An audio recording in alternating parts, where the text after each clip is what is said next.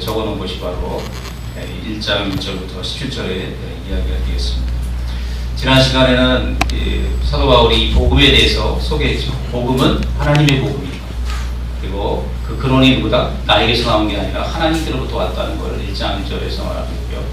그 다음에 이 복음은 아들의 복음이다. 하나님의 복음인데 누구를 중심으로? 아들 예수 그리스도를 중심으로 한 복음이고, 그 복음은 또 뭐라 그랬어요? 구약에 이미 미리 선지자를 통해서 약속하신 것이다. 내가 갑자기 만들어내고 갑자기 계시를 받은 게 아니라 이미 구약에 다 뭐예요? 하나님이 다 예언하시고 말씀하신 것이 이루어진 것을 내가 계시로 어떻게 이루어지는지를 이제 말하겠다는 뜻이죠. 그래서 예수 그리스도를 소개하죠. 예수 그리스도를 뭐라 그랬어요? 제가 지난주에 물어봤어요. 여러분은 예수 그리스도를 누구라고 소개하겠습니까? 한 문자로 하네요. 주 한자로. 근데 바울 뭐라 그랬어요? 바울은 혈통으로는, 육신으로는 다윗의 자손이고, 그 다음에 영으로, 성결의 영으로는 부활하심으로 말미암아, 죽은 자 가운데 부활하심으로 말미암아 하나님의 아들로 인정됐다, 선언됐다 라고 고백합니다. 그래서 예수님의 신성과 인성, 예수님 완전한 왕이신, 다윗의 자손인 왕이신 인간이시면서 또 완전한 하나님의 아들이라는 것을, 신이라는 것을 하나님의 인성과 신성을 표현하고 있습니다. 그러면서 이방인 중에서도 이제 열매를 맺기를 원한다라고 하면서 내가 로마에 가고 싶다. 내가 왜 로마에 가고 싶은지 그 목적을 이렇게 말하고 있습니다. 그래서 복음이 무엇인지 가장 로마서에서 유명한 구절 중에 하나인 1장 16절 17절. 복음은 뭐예요? 하나님의 능력이다 라고 하는 복음의 정의. 복음은 하나님의 능력이라고 하는 이야기를 하고 있습니다. 그래서 오늘 여러분하고 제가 나누고 싶은 이야기는 로마서, 그래서 제가 지난주에 뭐라고 말했냐면 로마서를 읽은 많은 우리 믿음의 선진 중에 바울의 로마서를 읽을 때 우리가 어떻게 읽어야 된다 그랬죠? 어떤 교리를 찾으려고 읽으면 안 된다 그랬죠. 바울이 누구를 만났다? 부활하신 예수님을 만나고 그의 인생이 살인자에서 예수님을 증거하는 사람으로 바뀐 그런 인생이 되었습니다. 바울이 만난 그 예수님, 부활의 예수님, 죽었다 다시 살아나신 하나님의 아들이신 예수님을 만나려고 소개하는 것이 로마서라고 했습니다. 그것이 바로 복음이고 아들에 관한 복음이고, 그래서 바울이 만난 예수님, 죽었다 다시 살아나신 부활하신 예수님을 우리가 또 로마서를 통해서 만날 수 있다는 거죠. 그래서 로마서를 일단 변화된 사람 웨슬리가 그랬고, 루터가 그랬고, 어거스틴이 그랬고, 많은 믿음의 선진들이 로마서를 통해서 예수 그리스도를 다시 만나거나 깊이 만났습니다. 제가 로마서를 이제 계속 설교할 텐데, 제가 로마서를 설교하는 이유는 딱 하나입니다. 뭐예요? 우리 가운데 계신 예수님, 우리가 이전에 만났던 예수님, 지금도 만나고 있지만 다시 새롭게 만나야 된다는 거죠. 예수님을 새롭게 다시 만나야 되는 관점에서 로마서를 봐야 됩니다. 이론으로 볼 것이 아니라, 교리로 볼 것이 아니라 뭐예요? 부활하신 예수님을 만나기 위해서 로마서를 읽어야 되고 로마서의 설교를 들어야 되는 것이죠.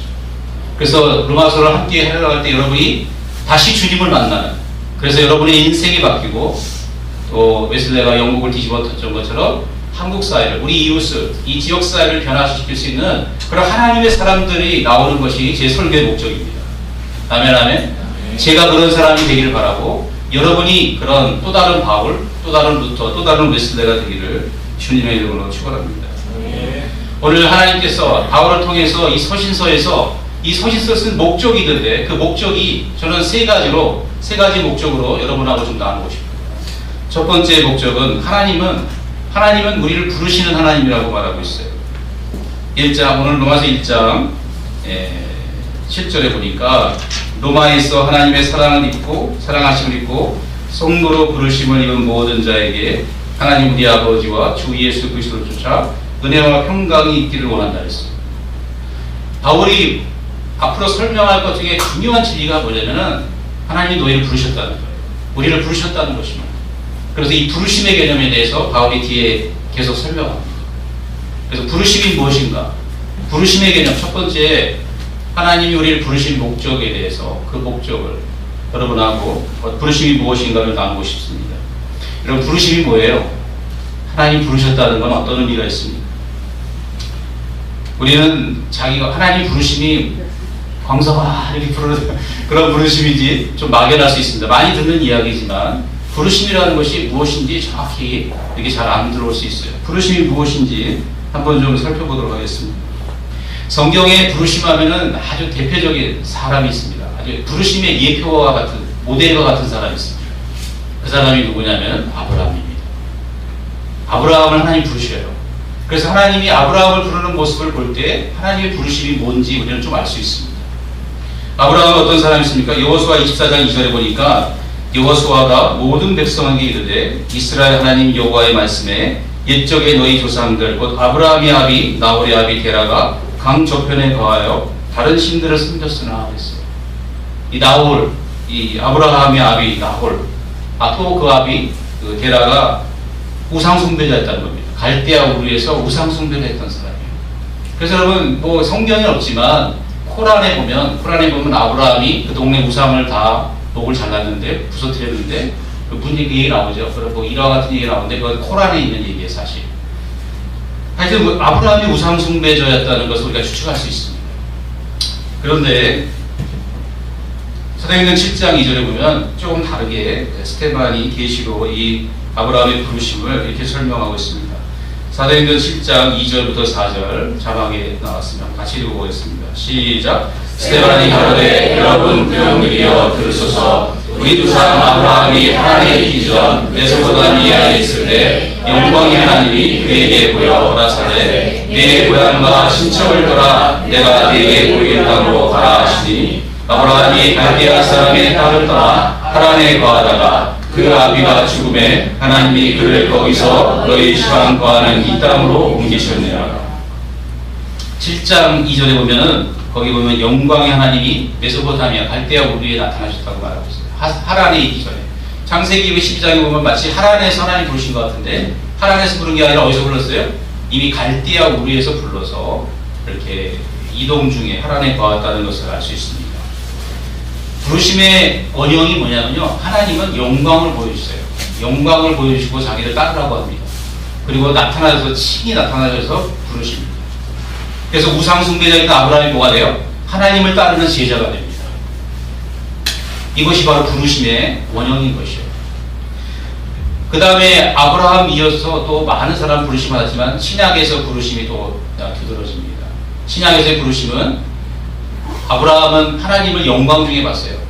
우상 숭배자였는데, 근데 이제 하나님이 보이는 하나님으로 오셔서 부르심을 받는 자들의 모습이 보입니다. 복음서에 하나님이 12제자를 부르시는 모습이에요. 베드로와 요한을 부르시고 그 다음에 또 사도 바울을 부르십니다.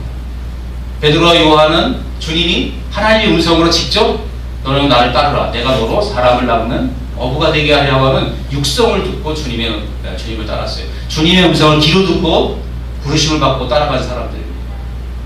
근데 우리는 여러분 예수님께 부름받을 때 아브라함처럼 그렇게 부름받았어요? 영광의 하나님이 나타나셨으니까. 네, 저는 안 그랬어요. 네. 뭐 주님의 육성을 듣는 사람은 사도밖에 없습니다.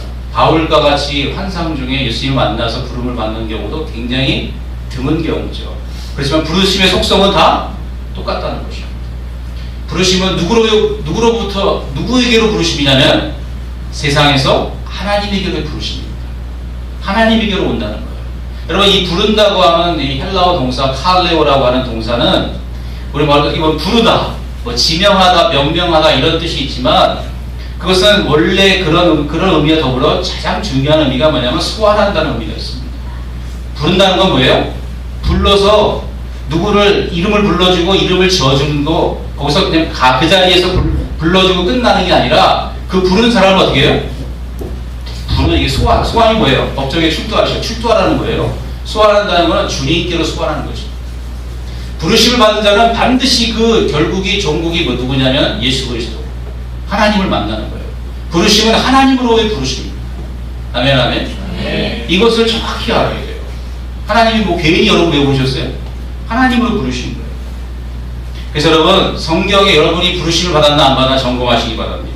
사도행전에 베드로는 부르심을 받은 다음에 이렇게 부르심에 대해서 또 말하고 있습니다. 사도행전 2장 38절부터 41절까지 우리 한번 보도록 하겠습니다. 다 같이 읽어보겠습니다. 시작. 베드로가 가로되 너희가 회개하여 각각 예수 그리스도의 이름으로 침례를 받고 제사함을 얻으라. 왜냐하면 성령을 선물로 받으니 이 약속은 너희와 너희 자녀와 모든 먼데 부르시는 자들에게 하신 것이라 하고 또 여러 말로 확증하며 권하여 가로되 너희가 이 패역한 세대에서 구원을 받으니 그 말을 받는 사람들은 침례를 받으며 이날의 제자의 수가 3,000이나 더하더라. 여기 부르심에 대한 정의가 나와 있습니다. 2장 38절 너희가 회개하여 각각 뭐예요? 예수 그리스도의 이름으로 침례를 받고 첫 번째가 회개입니다. 두 번째가 침례 받는 것입니다. 세 번째가 죄사함을 받는 것입니다. 네 번째가 뭐예요? 성령을 받는 것이에요. 이 회개와 침례와 죄사함과 성령 이 네 단계를 거치는 것이 하나님의 부르심이라는 거예요. 39절에 뭐랬어요? 이 약속은 너희와 너희 자녀와 모든 먼 데 사람 곧 주 우리 하나님이 얼마든지 뭐예요? 부르시는 자들에게 하실 거라고 했어요. 여러분 부르심 하나님 뭐로 부르신다? 하나님은 복음으로 우리를 부르십니다. 로마서를 통해서 하나님 우리를 부르셨다는 것을 우리는 다시 한번 확증하게 돼요. 확인하게 됩니다. 근데 그 부르심은 뭐예요? 우리가 주님을 앞에서 회개하고 죄사함 받고 침례받고 죄사함 받고 성령 받은 거예요. 여러분 제 회개하고 첫 단계 끝까지 성령 받았습니까? 우리 교인 가운데 이러지 않은 사람은 없다고 저는 생각해요. 여러분이 다 뭘 받은 거예요? 부르심을 받은 것이에요. 우리 중에 부르심을 받지 않은 사람이 하나도 없습니다. 근데 우리는 뭐예요? 아브라함과 베드로와 그 다음에 바울과 다른 게 뭐냐면 우리는 그렇게 막 보이게 부르심을 받은 게 아니에요. 우리는 뭐로 부르심을 받았어요? 복음으로 부르심을 받았어요. 그리고 복음으로 이런 회개와 침례와 제사함과 성령 받는 이 과정을 거치면서 우리 부르심이 누구에게로? 예수 그리스도에게로 하나님께로 돌아가는 이 소환의 작업이 이루어지는 것을 부르심이라고 하는 것입니다. 아멘. 우리의 부르심의 근원은 7절에 나온 것처럼 로마에서 하나님의 사랑을 입고 하나님 우리를 부르신 이유는 딱 한 가지예요. 우리를 어떻게 하셨기 때문에? 사랑하셨기 때문에.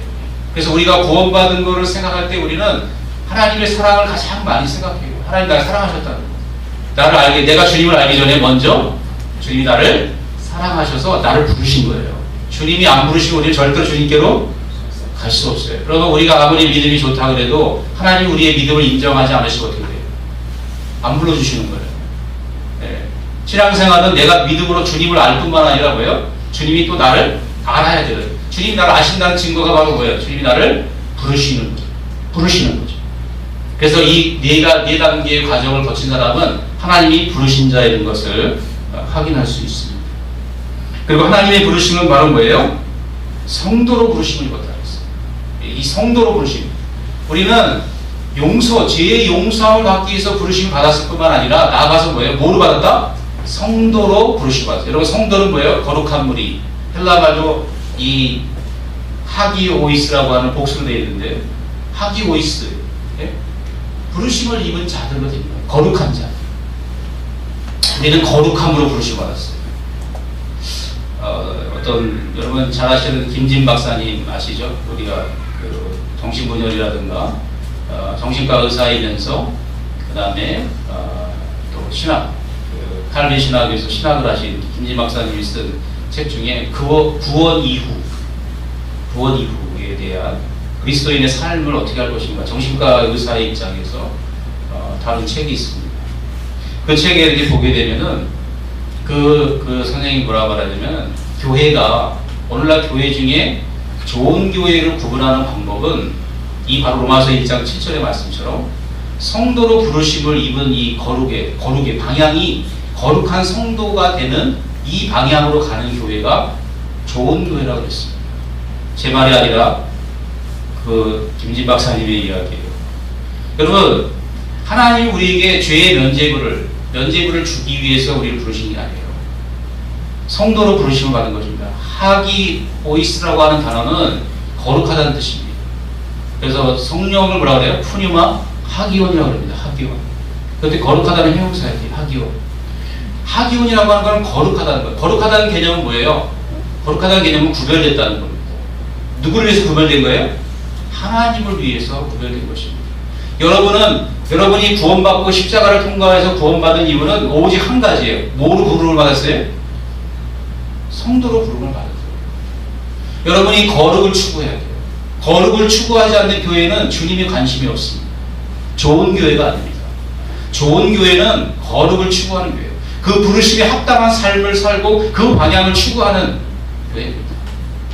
여러분, 성도는 부르심을 받고 거룩하게 된 자예요. 거룩함으로 부르심을 받은 자예요.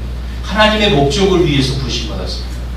그러면 여러분의 인생에 여러분이 가지고 있는 뜻과 하나님의 뜻 어느 것이 더 큽니까? 당연히 하나님의 뜻이 크죠. 우리는 청소년들에게 꿈을 가지라고 말합니다. 근데 조심해야 돼요. 여러분, 그 꿈이 개 꿈이 되면 안 돼요. 자기의 꿈이 되면 안 됩니다. 꿈도 거듭나야 돼요. 꿈도 거듭나서 누구의 꿈과 일치해야 돼요? 하나님의 꿈과 일치해야 됩니다. 여러분에게 만약에 여러분이 청소년들이여 be ambitious, 야망을 가지라고 하는 그런 격언도 유명한 말도 있지만 그런 말을 정말 조심해야 됩니다. 청소년들에게 자기의 꿈을 위해서 살아가는 것이 마치 잘한 것처럼, 바른 것처럼 가르쳐주면 안 돼요. 여러분, 우리가 하나님의 부르심을 받은 자로서 하나님의 꿈과 나의 꿈이 어느 게 더 큰가 우리는 금방 구분할 수 있습니다. 그렇지만 하나님의 부르심의 목적을 잃어버리면 우리는 자기의 꿈을 이루며 살아갈 수 있어요. 수많은 사람들이 주님 안에서 자기가 꿈을 가졌다고 하는데 그 꿈을 가만히 들여다보면요, 다 자기를 위한 꿈이에요. 이름만 하나님 이름 걸어놨죠. 전부 다 자기의 정욕을 위한 것입니다. 자기의 만족을 위한 것입니다. 자기 이름을 높이기 위한 것이에요. 그런 꿈은 다 버려야 돼요. 그런 꿈은 하나님이 인정하지 않습니다. 하나님이 인정하시는 꿈은 누구를 위한 꿈이에요? 하나님을 위한 꿈이어야 돼요. 여러분의 꿈은 하나님을 위한 꿈이어야 돼요. 하나님의 꿈이 무엇입니까? 하나님의 꿈은 하나님의 나라를 이 땅에 세우는 것이에요. 그분의 나라를 세우는 그 일에 우리의 비전이 일치해야 되는 것이에요. 주기도문에 나온 것처럼 우리 인생의 목표는 주님의 꿈을 이루어드리는 것입니다. 주님의 말씀의 뜻을 이루어드리는 것입니다. 그러기 위해서 여러분, 첫 번째 해야 될 게 뭐냐면 우리는 우리가 가지고 있는 모든 꿈들을 버려야 돼요. 아마 이런 설교는 여러분에게 이게 거침이 될 수 있다고 생각합니다. 그래서 그게 정답입니다. 여러분의 꿈을 지고 있는 한 하나님은 절대로 여러분에게 그분의 꿈을, 그분의 비밀을, 그분의 말씀을 여러분에게 계시하지 않을 거예요. 그분이 계시한다 할지라도 여러분은 그분의 음성을 들을 수가 없습니다. 왜냐하면 여러분이 하나님의 꿈보다 내가 가지고 있는 꿈에 너무 큰 관심이 있기 때문에 하나님이 말씀하셔도 들리지 않는 것이에요. 여러분, 주님의 뜻을 이루어드리려는 마음으로 우리의 마음이 완전히 개조되어야 됩니다. 바뀌어야 됩니다. 그것이 바로 하나님 우리를 부르신 뜻이에요. 여러분의 인생이 가지고 있는 모든 꿈들을 내려놓으십시오. 그리고 그 꿈들을 다시 정립하셔야 돼요. 하나님의 부르심과 맞게 주님이 나를 왜 구원하시고 왜 나를 위해 죽으셨나, 왜 나를 위해 부르셨나, 왜 그분이 나를 하나님의 나라의 백성으로 부르셨나, 이것을 다시 한번 점검하는 그런 시간이 우리에게 있어요. 우리 가운데 하나님의 뜻을 쫓지 않고 주님의 비전을 쫓지 않는 자들은 우리에게 주님의 사랑으로 건면해야 됩니다. 그들이 세상을 쫓아가지 아니하도록 주님을 쫓아갈 수 있도록, 주님이 가신 길을 걸어갈 수 있도록 하나님의 뜻을 그들에게 가르쳐주고 하나님의 꿈을 같이 나누는 그런 저와 여러분이 되어야 할 것입니다. 아멘, 아멘. 네. 여러분, 절대로 속지 마십시오. 마귀는 예수님이 우리의 죄를 용서했기 때문에 죄 조금 져도 된다고 많이 속삭입니다. 제가 옛날에 그랬어요. 제가 젊었을 때 죄를 범하면 이 정도야 주님이 피로 다 용서하시지 라고 하면서 죄를 지은 기억이 많이 나요. 사소한 죄. 여러분, 그렇지 않습니다. 하나님은 우리가 죄를 범하려고 우리를 열악하기 때문에 죄를 지으면 고백해야 되죠. 그렇죠? 우리의 신앙이 죄 짓고 회개하고 죄 짓고 회개하는 반복적인 패턴에서 머물러 있습니다. 우리는 그리스도를 닮은 거룩한 성도로 자라가야 돼요. 예수님처럼 자라가야 됩니다. 죄를 이길 수 있는 거룩한 성도가 돼요. 이미 우리에게 그걸 다 주셨잖아요. 아시잖아요. 거룩한 성도의 삶을 살아가야 되는 것입니다. 두 번째, 바울은 또 우리에게 가르쳐주고 싶어 하는 것이 신앙의 본질이 무엇인지를 로마서를 통해서 앞으로 가르칠 텐데, 로마서의 본질을 정말 짧은 글로 바울이 요약하고 있습니다. 9절입니다. 9절. 내가 그의 아들의 복음 안에서 내 심령으로 섬기는 하나님이 나의 증인이 되시거니와. 이 말씀이요, 제가 말씀을 묵상하고 설교 준비할 때 확 막 글자가 막 이렇게 막 들어오는 거예요. 가슴판에 막 확 새겨지는 거예요. 여러분, 이 말씀이 뭐냐면, 여러분, 우리의 신앙의 본질이 뭐냐? 우리의 신앙의 본질은 아들의 복음 안에서 사는 것이죠. 우리는 율법 안에서 사는 것이 아닙니다. 우리는 율법으로 신앙생활을 하면 안 돼요. 보이는 뭐예요? 이 글자.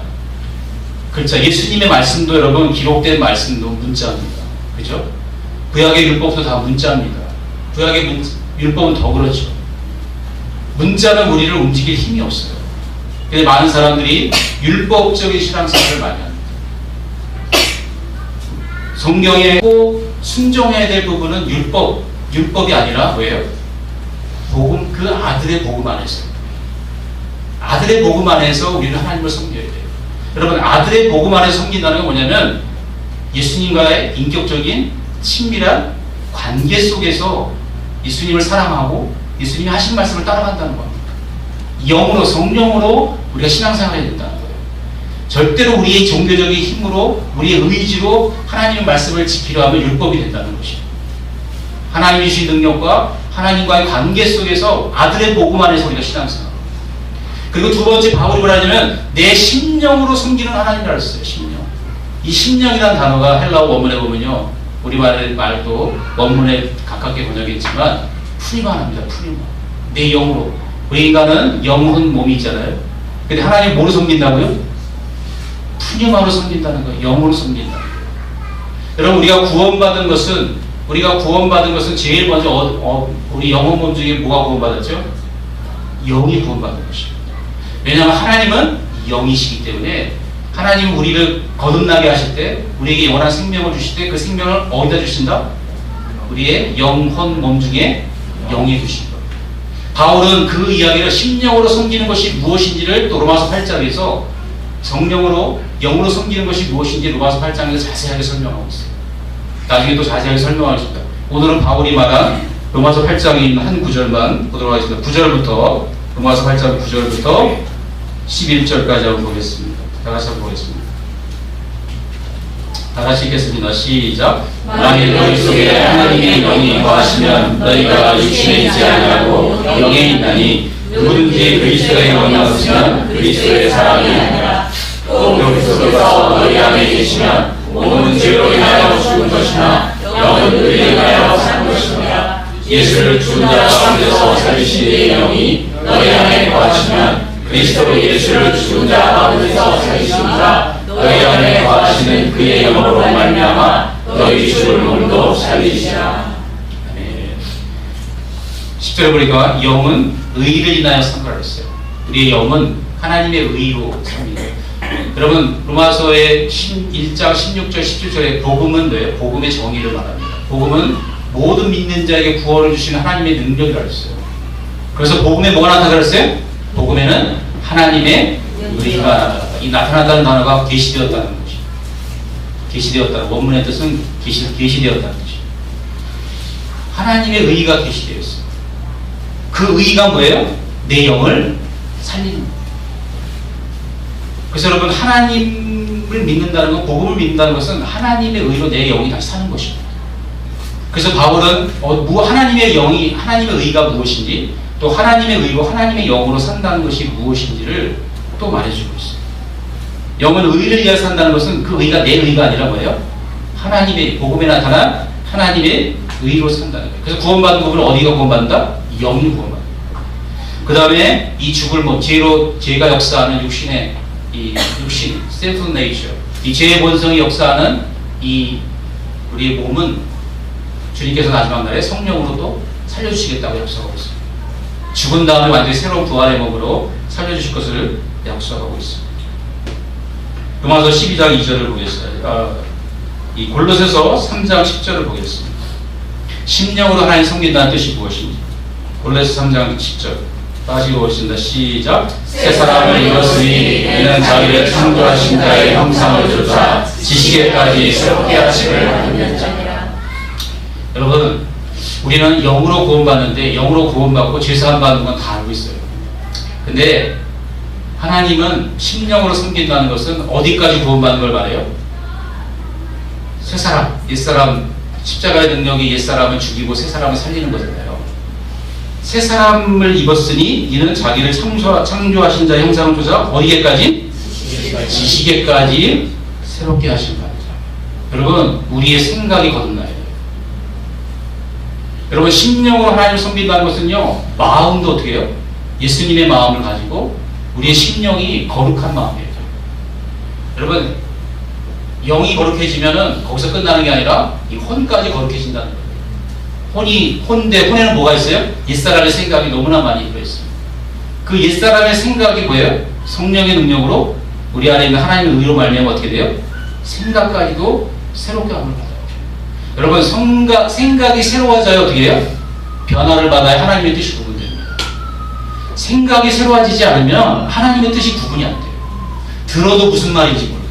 제 말이 아니라 로마서 12장 2절에 그 말씀이 적혀 있습니다. 한번 읽어보겠습니다. 시작. 너희는 이 세대를 본받지 말고 오직 마음을 새롭게 함으로 변화를 받아 하나님의 선하시고 기뻐하시고 온전한 뜻이 무엇인지 분별하도록 하라. 여러분, 바로 변화를 받아야 하나님의 뜻이 깨달아집니다. 성령의 도움이 없이는 어렵습니다. 바울은 그러면서 자기가 가는 목적을, 또 다른 목적을 이렇게 말해주고 있어요. 자, 10절, 11절에 보니까 11절에 내가 너희를 심히 만나기 원하는 것은 무슨 신령한 은사를 너희에게 나눠주고 싶다 그랬어요. 이 신령한 은사는, 은사라고 하는 것은 여러분 꼭 방언, 예언, 병고치 이런 은사도 은사지만 성경에서 말하는 은사는 뭐예요? 하나님의 관한 것, 영적인 것, 성령이 주시는 모든 것을 은사라고 합니다. 헬라말 원문에는 카리스마라고 되어 있어요. 카리스마. 카리스마는 카리스라고 하는 단어에서 온 거예요. 카리스가 뭐예요? 은혜라는 단어입니다. 카리스마는 은혜의 선물이라는 뜻이, 여러 가지 뜻이 많지만 은혜라고 하는 단어 속에는 달콤하다, 기쁘다, 호의를 베푼다, 호의, 기쁨, 달콤함, 아름다움, 매력 이런 단어가 다 함축된 굉장히 포괄적이고 풍성한 단어예요. 그 바로 이 카리스라고 하는 단어에서 나온 게 카리스마예요. 카리스마는 그것이 다 구체적으로 보이게 나타나는 것. 하나님의 호의와 아름다움과 모든 것들이 보이게 나타나는 것이 카리스마가 돼요. 근데 그 카리스마가 뭐예요? 영적인 카리스마가 돼요. 하나님이 주신, 성경에 신령한다는 단어가 준 건 다 뭐예요? 하나님의 성령을 통해서 우리에게 주시는 선물이라는 뜻이에요. 바울이 가서 직접 보고 주고 싶은 게 뭐냐면 영적인 걸 주고 싶어요. 그래서 여러분과 제가 로마서를 나누면 여러분은 다 뭘 받게 된다? 신령한 은사를 받게 된다. 신령한 것들을 받게 된다. 아멘. 네. 그러면서 바울이 뭐라 하냐면, 그래서 온 세상에 열매를 맺기 원한다 했어요. 예? 그래서 13절처럼 이방인 중에 같이 너희도 열매를 맺게 하기 원한다. 영적인 열매를 맺는 게 또 바울이 로마서를 쓴 목적입니다. 복음을 전하기, 이게 복음이라고 했어요. 그래서 여러분, 복음을 제대로 듣고 인정하게 되면, 알게 되면 여러분에도 영적인 열매와 그런 신령한 은사들을 받게 되는 것이에요. 아멘. 그런 일이 있기를 주님의 이름으로 축원합니다. 바울은 자기가 그런 은사가 있다고 생각하지 않았어요. 자기는 단지 나눠줄 뿐이라고 했어요. 원문에도 나눠준다고 했어요. 나눠주는 건 뭐예요? 누구 걸 나눠주는 거예요? 하나님의 것을 통로로 나눠주는 것입니다. 제가 로마서를 설교할 때 저는 여러분에게 신령한 은사를 줄 능력이 없어요. 주님께서 여러분에게 신령한 은사를 주시기 바랍니다. 그래서 여러분이 정말 예수님을 새롭게 만나서 놀라운 변화가 있기를 예수님의 이름으로 축원합니다. 이제 복음에 이게 바로 신령한 은사를 나눠주려는 것이 바울의 세 번째 목적. 근데 바울이 이 모든 것을 복음으로 이제 이루려고 합니다. 오늘 여러분과 제가 나누고자 하는 핵심이 바로 이 로마서의 1장 16절, 17절의 말씀입니다. 우리 한번 다 같이 한번, 너무 유명한 말씀이고 복음의 정의를 말하기 때문에 한번 다 같이 읽어보겠습니다. 다 같이 읽겠습니다. 시작. 내가 복음을 부러워하지 아니하노니 이 복음은 모든 믿는 자에게 구원을 주시는 하나님의 능력이 되리라. 첫째는 유대인에게요 또한 헬라인에게로다. 복음에는 하나님의 의가 나타나서 믿음으로 믿음에 이르게 하나니 기록된 바 오직 우리는 믿음으로 말미암아 살아야. 여러분, 이 복음은 하나님의 능력이다. 이게 정의입니다. 복음은 헬라 원문에 보면은 복음은 이다, 하나님의 능력. 그 다음에 믿는 자에게 주시는이라고 하는 단어는 없습니다. 뭐라고 되어 있냐면 전치사로 되어 있어요. 에이스라고 하는 전치사 구원이라고 하는 명사 목적으로 되어 있습니다. 하나님의 복음은 하나님의 능력이다. 뭐 안으로 들어가게 하는, 에이스는 뭐 인투라는 뜻이에요. 어디 안으로 들어가게 하는? 구원으로 들어가게 하는 하나님의 능력이다. 여러분, 이신칭의가 뭔지 아시죠? 이신칭의. 이는 써있잖아요. 몸을 써서 몸으로 말미암아. 이신, 믿음으로 말미암아 칭의예요. 의가 뭐예요? 칭, 부른다, 의롭다함으로 칭함을 받는다는 거예요.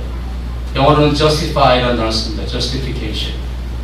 근데 많은 사람들이 이신칭의에 대해서 많이 오해하고 있습니다. 제가 예를 하나 드리겠습니다. 이신칭의에 대한 개념을 잘못 알고 있습니다.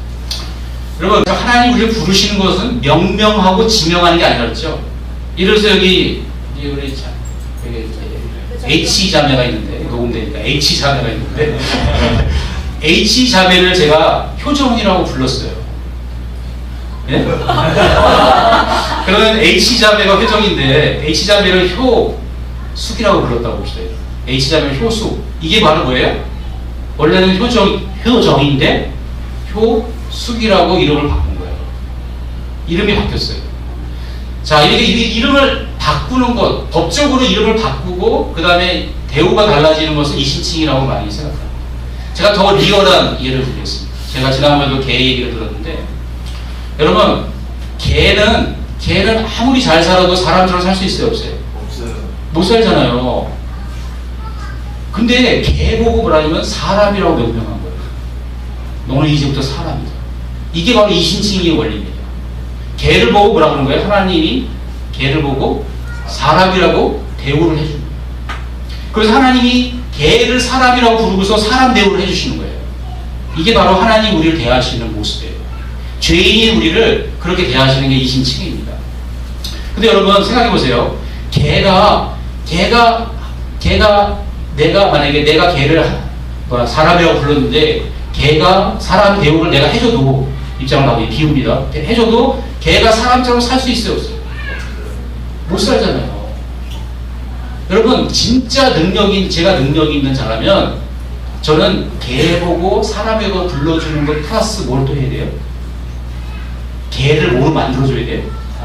사람으로 만들어줘야 능력이 있는 거예요. 이게 여러분 복음의 능력이에요. 개를 우리 사람에게 비교하면 여러분, 우리가 꼭 짐승 같은 때가 있잖아요. 죄의 모습이. 이 죄인을 보고 하나님이 이 죄인의 사람을 보고 너는 하나님 같다, 하나님이 같다라고 불러줬어요. 그래서 우리를 예수님처럼 대우해줘. 네? 그게 이신칭이에요. 의롭다 하시는 거예요. 예수님의 의를 불러주는 거예요. 불러주는 거예요. 법적인 용어예요. 칭해주는 거예요. 명명해주고 지명해주는 거예요. 근데 그건 능력이 될 수 있지만 그건 능력이 아니죠. 진정한 능력이 아니죠. 진정한 능력은 뭐예요? 내가 개를 사람 만들어서 사람처럼 살게 해주는 것이 진정한 능력인 것처럼 하나님이 우리를 모처럼 살게 해줘야 진짜 능력이에요. 우리를 신처럼 하나님처럼 살게 해주셔야, 바꿔줘야 뭐예요? 그게 능력이죠. 여러분, 복음의 능력이라고 하는 것은 그와 같다는 것입니다. 복음에는 능력이 있는데 그 능력은 복음 자체의 내용이 어떤 예수님 우리를 죽으셨다, 사실 이런 그 자체의 어떤 서술, 선언, 진술이 능력이 있는 게 아니라 그 진술을 가지고 진술하기로 하나님이 어떻게 하시겠다는 거예요? 능력으로 그렇게 변화시켜 주시겠다는 거예요. 그렇기 때문에 복음은 뭐예요? 하나님의 능력이 돼요. 무슨 능력? 구원으로 들어가게 하는 능력. 그래서 구원을 주시라고 의역을 했는데, 어떤 사람에게? 모든 믿는 사람. 그렇기 때문에 여러분, 정말 구원이라고 하는 것은요, 예수님을 믿어서 우리가 구원받는데, 예수님을 믿을 때 나타나는 현상이 뭐냐면은 존재적인 변화가 옵니다. 개가 사람이 되듯이 사람이 뭐가 되는 거예요? 하나님이 되는 거예요. 하나님 신의 성품에 참여하는 자가 되는 거예요. 베드로의 말대로 예수님처럼 되는 겁니다. 개가 거듭나면 개면서 사람처럼 사는 것처럼, 인간이 거듭나면 뭐처럼 사는 거예요? 사람이면서 누구처럼 사는 거예요? 예수님처럼, 하나님처럼 사는 거예요. 그게 복음의 능력인 것입니다. 우리는 그런 변화를 경험해야 돼요. 그게 하나님의 능력인 것입니다. 아멘. 자, 그러면 원리를 바울이 뒤에서 이제 자세히 다 설명하겠지만, 개가 사람이 되려면요, 바뀌어야 될 게 있어요. 개는요, 개의 생명으로 살면 어떻게 평생 뭐예요? 아무리 사람처럼 살려도 살 수 있는 능력이 없어요. 개에게 뭐가 주어져야 사람처럼 살 수 있어요? 사람의 생명이 들어가야 돼요. 개에게 사람의 생명이 들어가면 개의 인격에 사람의 인격과 생명이 들어갑니다. 그러면 개는 개인데 뭐예요? 사람처럼 생각하고 사람처럼 행동할 수 있는 에너지가 생겨요. 그게 바로 뭐예요? 사람의 생명이에요. 마찬가지입니다. 우리 인간이 하나님처럼 살려면 우리가 뭘 받아야 돼요? 하나님의 생명을 받아야 돼요. 하나님의 생명을 받아야 우리가 뭐처럼 움직이는 거예요? 사람의 생명이 아니라 사람의 생명은 죽었다 깨어나도 뭐밖에 못 살아요? 사람밖에 못 살아요. 복음의 능력이 뭐냐면 복음의 능력은 하나님의 의가 복음에 있는 거예요. 여러분 하나님의 의는 하나님의 성품입니다. 그 하나님의 의는요 어디서밖에 나올 수밖에 없는 거예요? 하나님의 생명에서밖에 나올 수 없어요. 하나님의 생명을 받은 자만이 하나님의 의를 나타낼 수 있는 거예요. 그래서 주님은 의를 의롭다 하실 뿐만 아니라 의를 뭐로 만들어 주신 거예요? 의인으로 만들어 주신 겁니다.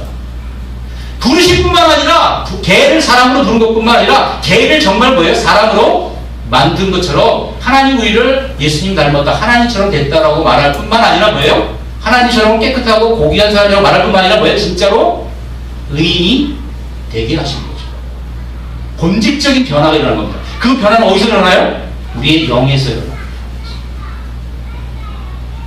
그래서 바울이 옛사람은 그대로 우리 살아있어요. 옛사람. 십자가에 죽었는데 십자가 옛사람을 죽이지 않으면 어떻게 돼요? 생생하게 살아있는 것입니다. 그래서 복음의 권능이 뭐예요? 복음의 능력이 하나님 우리에게 우리 그 생명을 어떻게 주셨냐? 우리 안에 죽일 건 죽이고 살릴 건 살리는 역사. 그게 바로 뭐예요? 예수님의 십자가 역사인 것입니다. 주님이 십자가에 죽으실 때 혼자 죽으신 게 아니라 뭐예요? 우리 모두를 다 품고서 한 사람이 죽었을 때 뭐예요? 모든 사람이 죽은 것이라고 바울이 말한 것처럼 예수님이 죽을 때 모든 사람이 다 죽은 거예요. 우리의 그 죄의 성품을 완전히 죽여버리신 거예요. 죽일 건 죽이고 죄의 삭은 사망이기 때문에 죽이고 살 건 어떻게 다시 죽은 영을 다시 살리신 거예요. 살려서 그 영에다 뭘 묻히신 거예요? 하나님의 생명, 성령을 통해서 그리스도 안에서 생명을 주신 거예요. 성령이 바로 성령이 하나님의 생명인 것입니다. 그래서 생명의 성령의 법이 죄와 사망의 법에서 해방할 수가 있어요. 로마서 8장에 나오는 거예요. 그 얘기를 또 자세히 할 겁니다. 그게 바로 하나님의 능력인 것이에요. 복음의 능력인 것입니다. 그 영원한 생명, 하나님의 생명, 성령을 받은 자가 하나님처럼 살 수 있는 거예요. 그 하나님의 생명이 바로 뭐예요? 하나님의 의인 것입니다. 그 의가 구약에는 뭐로 나타난 거예요? 율법으로 나타난 거예요. 거룩한. 아무도 못 지켜. 지킬 능력이 없어. 왜냐하면 우리는 뭐기 때문에? 우리는 사람이기 때문에. 사람이기 때문에 하나님의 공의인 율법을 지킬 수 있는 사람은 이 세상에 아무도 없는 것입니다. 그것은 개가 사람처럼 살라고 말한 것 똑같은 거예요. 그렇게 살 수 있는 능력이 우리에게는 없어요. 그때 우리는 새로운 능력을 받아야 되는 것이에요. 새로운 생명을 받아야 되는 것입니다. 그 새로운 생명을 받는 것을 성경은 거듭났다고 말합니다. 여러분, 새로운 생명은 우리에게 속한 게 아니에요. 구원은 여러분 처음부터 끝까지 다 누가 하신 거예요? 하나님이 하신 겁니다. 우리가 할 수 있는 건 아무것도 없어요. 우리가 할 수 있는 게 딱 한 가지 있습니다. 뭐예요? 믿어드리는 거예요. 의인은 그래서 뭐예요? 믿음으로 말미암아 산다는 거예요. 이 믿음에서 믿음으로 성경의 로마서 1장 17절에 하나님의 복음에는 하나님의 의가 나타나서 믿음으로 믿음에 이르게 하나니 믿음으로 믿음에 이르게 한다. 이거는 NIV 성경은요. By faith from first to last. 처음부터 끝까지 믿음으로만 산다는 거예요. 우리가 해드릴 수 있는 하나님의 능력, 복음의 능력을 경험하는 유일한 방법은 뭐예요? 믿어드리는 거예요. 여러분, 저기 로마서에 또 계속 바울이 설명하는데 바로 이 의를 얻는 방법 중에 로마서 10장 9절 10절을 보면은 네가 만일 내 입으로 예수를 주라 시인하고 또 마음에 하나님께서 저를 죽은 자 가운데 살리신 것을 믿으면 구원을 얻으리라. 사람이 마음으로 믿어 의에 이르고 입으로 신하여 구원에 이르렀어요. 여러분, 거기도 사람이 마음으로 믿어 의에 이르고도요, 믿는다는 것도요, 이 수동태, 이 현재 진영 수동태로 되어 있어요. 믿어진다는 표현이 되어 있어요. 네가 많이 믿어지면, 그리고 keep on going이야. keep on believing이야.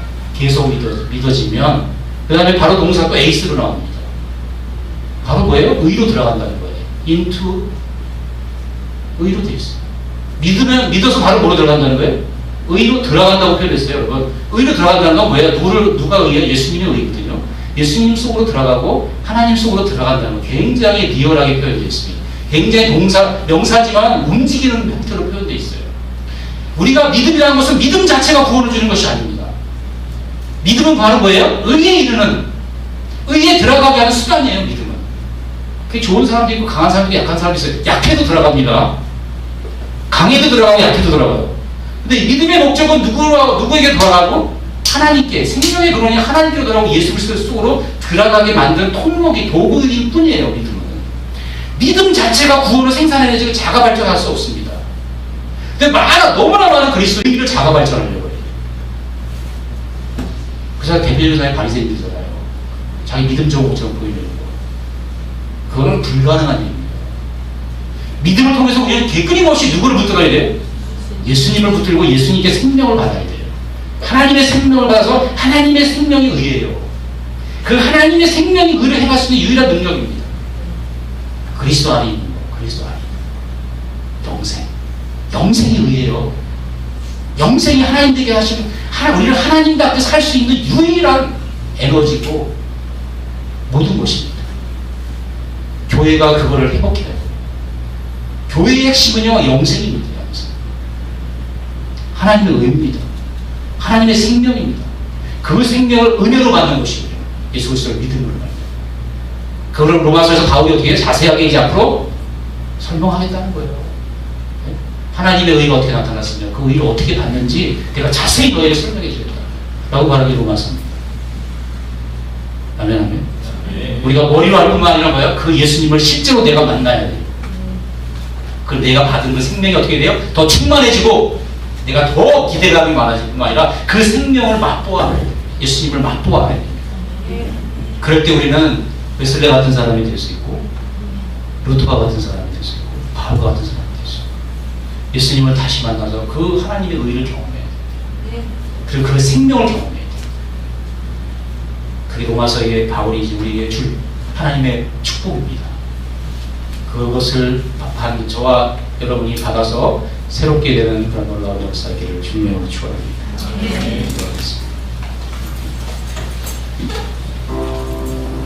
오늘 말씀을 생각하면서 하나님 우리에게 목적,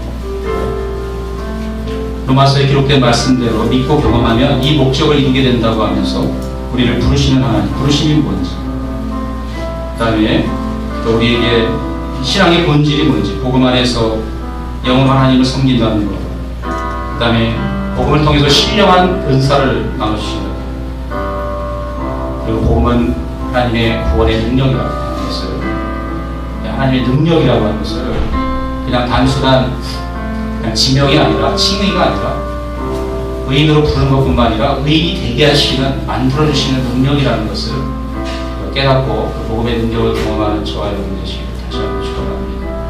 기도하고 앞선 하나님, 또 일주일 동안 살면서 저에게 필요한 물질을 주셔서 하나님을 섬기게 하시고 우리의 삶을 영위하게 해주셔서 너무 감사합니다. 우리 성도들의 삶에 주님 친히 개입하셔서 주님 날마다 동행하시고 주님이 우리를 사랑하셔서 너무너무 사랑하셔서 우리를 위하여 죽으시고 부활하시고 그렇게 죽기까지 하신 주님의 사랑을 날마다 더 깨닫기를 원합니다. 복음의 능력으로 하나님 모든 걸 이길 수 있는 우리의 삶이 되게 하여 주시옵시고 또 우리의 삶이 또 주님이 주시는 또 구원자 되신 예수님, 보호자 되신 또 우리의 아버지가 되신 하나님께서 우리의 모든 필요를 채워주시는 그런 산 경험을 하는 우리 모든 성도들 될 수 있도록 축복하여 주시옵소서. 우리의 물질의 삶이, 경제적 삶이 부유하게 하시고 자기를 위해 살지 아니하며 주님의 나라를 위해 드리게 하시고 성도에 쓸 것을 공급할 수 있는 그러한 삶이 되게 축복하여 주시옵소서. 이제는 우리 주 예수 그리스도의 은혜와 하나님 아버지의 사랑과 성령의 교통하심이 오늘 복음은 하나님의 능력이라는 이 말씀을 듣고 복음의 능력, 하나님의 능력을 경험하는 우리 모두가 되게 도와주시옵시며 그 생명으로 살기를 원하는 우리가 하나님의 의를 누리며 기뻐하며 살아가기를 원하는 주님의 자녀들 머리 위에 지금부터 영원까지 함께 하옵시기를 간절히 축원하옵나이다.